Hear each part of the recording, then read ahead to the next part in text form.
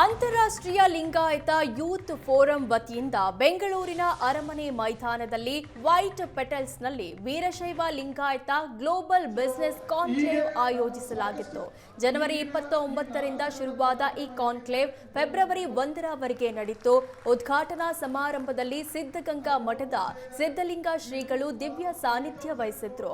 ಮುಖ್ಯ ಅತಿಥಿಗಳಾಗಿ ಸಭಾಪತಿ ಬಸವರಾಜ ಹೊರಟ್ಟಿ, ಸಚಿವ ಈಶ್ವರ ಖಂಡ್ರೆ, ಕೇಂದ್ರ ಸಚಿವ ಪ್ರಹ್ಲಾದ್ ಜೋಶಿ, ಸಚಿವ ಎಂಬಿ ಪಾಟೀಲ್, ವೀಣಾ ಕಾಶಪ್ಪನವರ್, ಗಣೇಶ್ ಹುಕ್ಕೇರಿ ಸೇರಿ ಹಲವರು ಭಾಗಿಯಾಗಿದ್ರು. ವೀರಶೈವ ಲಿಂಗಾಯತ ಗ್ಲೋಬಲ್ ಬಿಸಿನೆಸ್ ಕಾನ್ಕ್ಲೇವ್ನಲ್ಲಿ 250ಕ್ಕೂ ಹೆಚ್ಚು ಕೈಗಾರಿಕಾ ಮಳಿಗೆಗಳು, ವಿಶೇಷ ವ್ಯಾಪಾರ ಕಾರ್ಯಾಗಾರ, ಕ್ಯೂರೇಟೆಡ್ ನೆಟ್ವರ್ಕಿಂಗ್, ಮನೋರಂಜನೆ ಮತ್ತು ಸಾಂಸ್ಕೃತಿಕ ಸಂಜೆ, ಲಿಂಗಾಯತ ಆಹಾರ ಮೇಳ ಆಯೋಜಿಸಲಾಗಿತ್ತು. ಒಂದೇ ವೇದಿಕೆಯಲ್ಲಿ ವಿಭಿನ್ನ ಸಂಸ್ಥೆಗಳ ಬಗ್ಗೆ ಮಾಹಿತಿ ನೀಡಲಾಯಿತು. ಸಲಹೆ ಮಾರ್ಗದರ್ಶನ ಕೊಡಲಿಕ್ಕೆ ಬಂದಿದ್ದಾರೆ ಮತ್ತು ನಮ್ಮ ಯುವಕರಿಗೆ ಇದೊಂದು ಉತ್ತಮವಾದಂತಹ ಒಂದು ವೇದಿಕೆ ನೀವೆಲ್ಲ ಕಲ್ಪಿಸಿಕೊಟ್ಟಿದ್ದೀರಿ. ಪ್ರತಿ ವರ್ಷ ಮಾಡ್ತಾ ಇದ್ದೀರಿ. ಅದರ ಜೊತೆಯಲ್ಲಿ ವಿವಿಧ ಸಮುದಾಯದ ಎಲ್ಲಾ ಪಂಗಡಗಳನ್ನು ಸೇರಿಸಿಕೊಂಡು ಎಲ್ಲರಿಗೂ ಒಂದೇ ವೇದಿಕೆ ಮೇಲೆ ತಂದು ಒಗ್ಗಟ್ಟನ್ನು ಪ್ರದರ್ಶಿಸಿ ಈ ಕಾರ್ಯಕ್ರಮ ಆಯೋಜನೆ ಮಾಡಿದ್ದಕ್ಕಾಗಿ ನನ್ನ ಪರವಾಗಿ ಇವತ್ತೆಲ್ಲ ಸಮುದಾಯದ ಪರವಾಗಿ ಐಲೈಫ್ ಪದಾಧಿಕಾರಿಗಳಿಗೆ ನಿಮ್ಮೆಲ್ಲರಿಗೆ ಹಾರ್ದಿಕ ಅಭಿನಂದನೆ ಮತ್ತು ಶುಭಾಶಯಗಳನ್ನು ಕೋರ್ತಾ ಇದ್ದಾರೆ.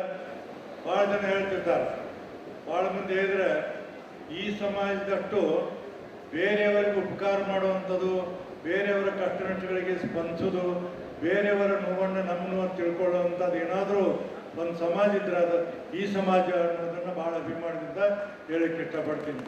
ಎಲ್ಲೇ ಹೋಗ್ರಿ, ಯಾರ ಮನೆಯೊಳಗೆ ಹೋಗ್ರಿ, ಕೆಲಸಗಾರ ನೋಡ್ರಿ, ಎಲ್ಲರಿಗೂ ಊಟ ಹಾಕಿ ಅವರ ಕೆಲಸವನ್ನು ಪ್ರಾರಂಭ ಮಾಡಿಸಿ ಅವರಿಗೆ ಕಟ್ಟಗಟ್ಟಲಿದ್ದು ಅವನ್ನೆಲ್ಲ ಸರಿಪಡಿಸುವಂಥವು ಭಾಳಷ್ಟು ಜನ 199 ಜನ ಮಾಡ್ತಾರೆ.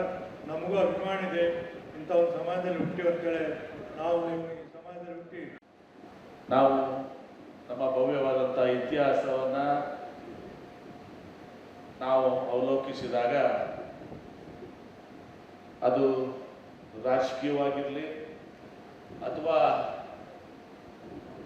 ಶಿಕ್ಷಣದಲ್ಲಿರಲಿ, ಉದ್ಯೋಗದಲ್ಲಿ ಅಥವಾ ಕೃಷಿದಲ್ಲಿ ನಮ್ಮದೇ ಆದಂಥ ಒಂದು ಇತಿಹಾಸ, ಭವ್ಯವಾದಂಥ ಇತಿಹಾಸ ಇದೆ. ಇವತ್ತು ಸ್ವಾತಂತ್ರ್ಯ ಪೂರ್ವದಲ್ಲಿ ಇವತ್ತು ನಾವು ವೀರಶೈವ ಮಹಾಸಭೆಯನ್ನು ನೋಡ್ತೇವೆ. ಈ ವೀರಶೈವ ಮಹಾಸಭೆ 1904ರಲ್ಲಿ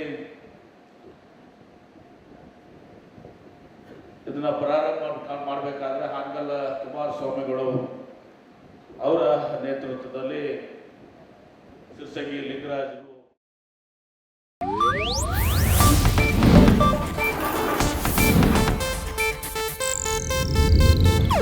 ಇದು ಏಷ್ಯಾನೆಟ್ ನ್ಯೂಸ್ ನೆಟ್ವರ್ಕ್ ಪ್ರಸ್ತುತಿ.